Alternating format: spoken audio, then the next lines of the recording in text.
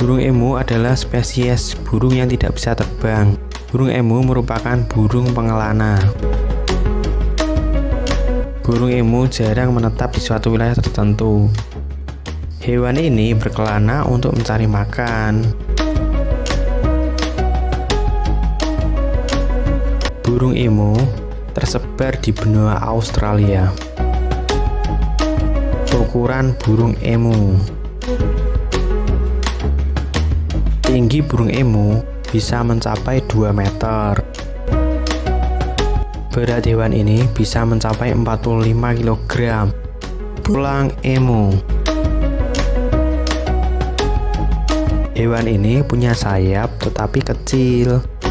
Burung emu pandai berlari.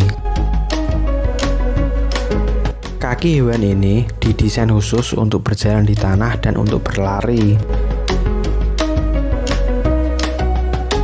Kecepatan burung emu 50 km per jam.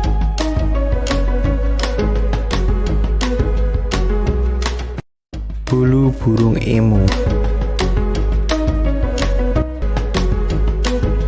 Bulu burung emu berfungsi untuk melindungi dari panasnya sinar matahari.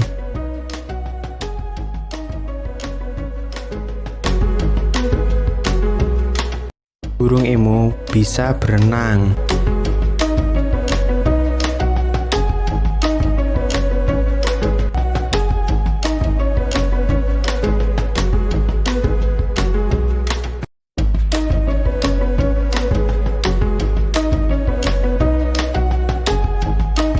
Telur burung emu. Keunikan lain dari burung emu itu yang jantan mengerami telurnya.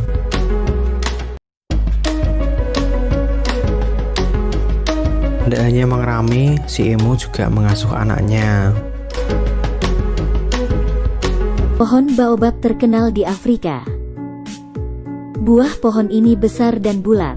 Ini adalah makanan favorit monyer dan orang utan, sehingga umumnya dikenal sebagai pohon baobab. Pohon baobab dapat dikatakan sebagai kebanggaan Afrika. Ini adalah spesies ikonik sabana Afrika. Selama berabad-abad, buah, kadar air, dan daunnya membantu banyak orang Afrika. Pohon baobab berbentuk sangat besar. Tingginya bisa tumbuh hingga 30 meter. Batang pohonnya juga sangat kuat. Diameter berkisar antara 2 hingga 11 meter. Pohon baobab yang paling tebal, bahkan dibutuhkan puluhan orang untuk memeluknya. Pohon baobab juga merupakan pohon yang sangat mudah beradaptasi. Di lingkungan Afrika yang dilanda kekeringan, ia juga dapat bertahan hidup. Ia dapat menahan panas 40 derajat dan bertahan hidup di padang pasir. Di dunia tanaman, pohon baobab adalah bintang kehidupan. Menurut statistik, pohon baobab umumnya bertahan sekitar 2000 tahun. Pohon individu dapat mencapai usia lebih dari 5000 tahun. Ada seorang ahli botani menemukan pohon baobab berusia 5500 tahun di Afrika. Tapi alasan pohon baobab bisa terkenal karena ia telah memberi makan banyak orang Afrika. Pohon baobab memiliki sebutan di Afrika. Mereka disebut sebagai pohon botol. Di dalam pokok pohon yang besar menyimpan banyak air. Ia berbeda dari pohon lain. Pohon baobab terlihat kuat di luar tapi kosong di dalam. Di luar terlihat tinggi dan kuat, tapi di dalamnya sangat lembut. Strukturnya agak mirip dengan spons. Jadi selama musim hujan, pohon baobab menyedot air melalui akar yang dikembangkan, kemudian disimpan di pokok pohon. Pada musim yang sedikit curah hujan, pohon baobab dapat mengandalkan air di dalam pokoknya untuk bertahan di musim panas. Di awal musim, karena daun mengkonsumsi terlalu banyak air, pohon baobab juga akan menjatuhkan daun. Untuk menjaga kadar air pada pohon. Itulah alasan mengapa ketika kita melihat pohon baobab selalu dalam keadaan botak selama musim kemarau. Beberapa orang Afrika pintar akan menggunakan pohon baobab untuk persediaan air. Mereka akan menggunakan alat bantu untuk memotong pohon untuk mendapatkan air bersih dan higienis dari pohon. Jumlah air yang tersimpan di satu pohon baobab sudah cukup bagi keluarga Afrika untuk minum selama setengah tahun. Tidak hanya itu, seluruh pohon baobab sangatlah berharga. daun, kulit, buah dapat digunakan sebagai obat. Ia memiliki efek untuk menurunkan panas, terutama buah pohon baobab, kaya akan vitamin C, asam organik dan gel. Ini adalah salah satu makanan paling bergizi di dunia. Dalam beberapa kelaparan yang dialami di Afrika, pohon baobab memainkan peran yang sangat penting.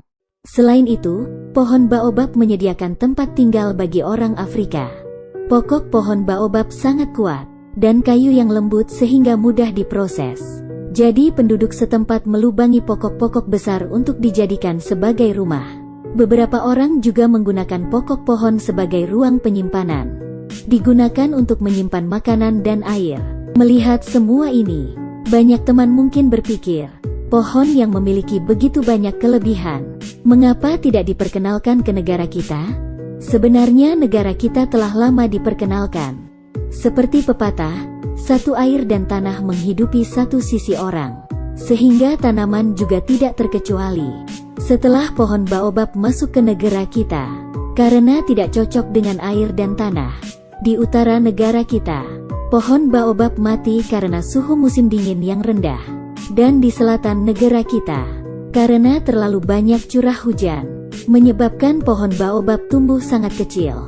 Itu menjadi pohon kerdil. Meskipun dapat ditanam di beberapa bagian negara kita, tetapi hasil dari penanaman tidak ideal. Pohon baobab sekarang juga kurang beruntung di Afrika. Para ilmuwan telah menemukan, selama 10 tahun terakhir, 13 pohon baobab tertua di Afrika. Sudah ada 9 pohon yang sudah mati. Jumlah keseluruhan pohon baobab juga menurun secara signifikan. Mungkin ada 2 penyebab kematian pada pohon baobab. Salah satunya adalah iklim yang semakin ekstrim. Kedua adalah dampak dari kegiatan masyarakat di dalam kehidupan manusia di zaman ini. Ini bisa dibilang waktu paling bahagia bagi umat manusia sejak kelahirannya. Tapi di dunia peradaban manusia saat ini, banyak makhluk hidup yang berisiko pada kepunahan. Ini patut dipertimbangkan secara mendalam oleh kita semua.